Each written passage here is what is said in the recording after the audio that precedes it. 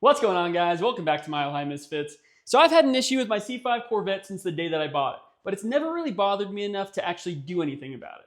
Well, today is the day that I finally get around to fixing it. As you guys can see, the access door for my cigarette lighter and ashtray doesn't really stay closed. It opens up just fine, but it kind of just flops around when I try to close it. So I'm going to show you guys in this video how to fix that.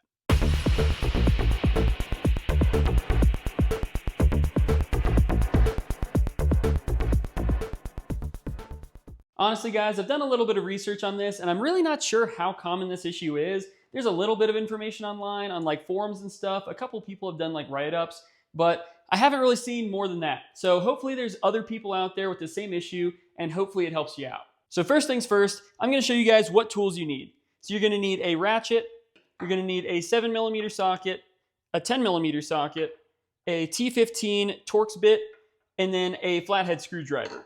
And if you don't have a T15 or any Torx bits for that matter, you can get this set on Amazon. It's like 16 bucks. And honestly, guys, this is a really good quality kit. And it's super cheap, like I said, so you should really pick one of these up. So moving to the interior, the first thing you want to do is take all of your personal belongings out of your center console.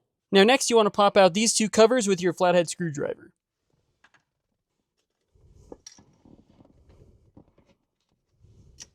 Then grab your 10mm socket and remove these two nuts. Now you're going to pop off your active handling bezel, and then you're going to disconnect the switches.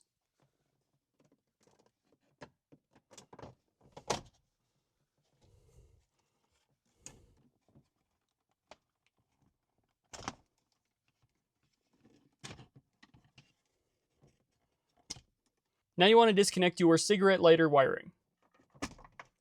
And now you'll see there's two 10mm nuts right here. You'll want to remove both of those. And now at this point, you can pretty much get the entire center console assembly and pull it backwards.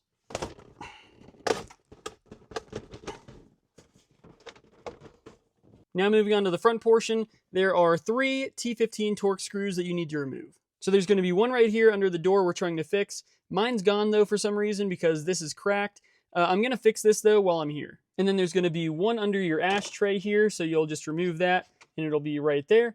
Now the third one is going to be behind this air temperature sensor cover. You're going to want to use your flathead screwdriver on the edge of this and pop this out. So there you go, there's 1, and then you've got 2 and 3. So you're going to want to remove all 3 of those. And it might help you to have a short extension on your ratchet for this.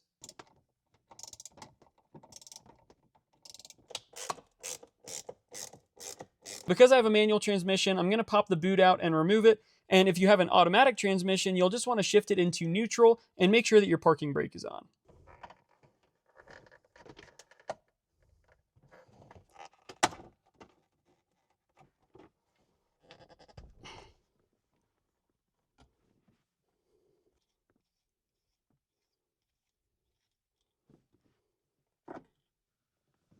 Now at this point, you can gently pry around the edges of the entire bezel and it should just pop out. But you got to be careful because this plastic is probably pretty brittle, so you don't want to break anything.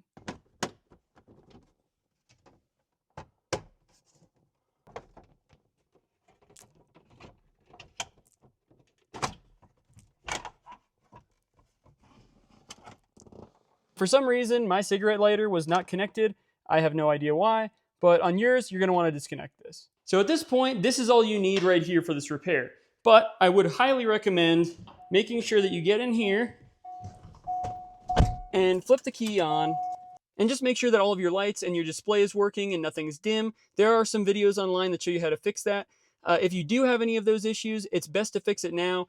That's where your 7mm socket is going to come in here, so you can pull this out and fix that. So as you can see, this is our issue here. So we're going to flip this up. I put the ashtray back in just to show you guys how it works. So really, if you take the ashtray out, you don't have this problem. So if you don't mind having the ashtray out of it and you just want to keep this closed all the time, that totally works. But for me, I'd like to have the ashtray in it to put like quarters in or whatever. So if I could, I'd like to get this to stay shut. So basically what you can see here is our issue on the back is actually this spring. You can see that the spring is just kind of loose in there, and it doesn't really, it kind of flops around a little bit. So we want to figure out how we can make this a little bit more rigid in here, and so it stays where it's supposed to, but it also needs to have enough flexibility that it can still, let the door go up. But that's just my issue. There are a couple other reasons why you could have kind of a floppy door on these. So these pins here could be broken on the sides. These pins are notorious for that. If one of these breaks, your door is going to flop around like crazy. You could also have issues where maybe this tab breaks off or these tabs break off. So you'll just want to make sure that you look through this and just see if you have any other issues going on. But this one here is definitely what's causing mine. So I'm going to kind of do some brainstorming and figure out how exactly I'm going to get this to be a little bit more rigid. So quick update, as you guys can see, the door has no problem staying closed now. It flips up and flips back down, and it's not floppy. It feels really nice and engaged, and it feels much more rigid. So I'm going to show you guys exactly what's happening in the mechanism behind here and how we're going to keep it from happening again in the future. So as you guys can see, what happens back here is this spring goes out of alignment. So basically what happens is it pops in like that, and you get this floppy door thing happening. But what I did to fix this is basically you just snug this back in there, and you can see right here, that little tab on the spring kind of locks into place, and it keeps the spring in its spot. However, this is not going to stay like that if I just leave it right there. This is going to happen again over time. It's going to work its way loose. So now we have to figure out what we're going to do to keep this spring in the spot that it's meant to be in. So what I'm doing now is I'm using a soldering iron to kind of plastic weld some things up. I put in a new plastic section here using some of this plastic. I also filled some of these cracks. I had some cracks over here, and then obviously inside of here, I filled up those cracks. So I wanted to give just a little bit more rigidity to this entire unit, especially in some of the places where the plastic was completely broken off. But basically what I want to do now is I think what I'm going to try to do is I'm going to try to fill these holes just a little bit more with some plastic, kind of just keep it from being so loose. And I think that that may give us just enough rigidity to this spring that it doesn't pop back out and do that again. So I'm going to try that first, and if that doesn't work, then I will reevaluate my game plan and try something else.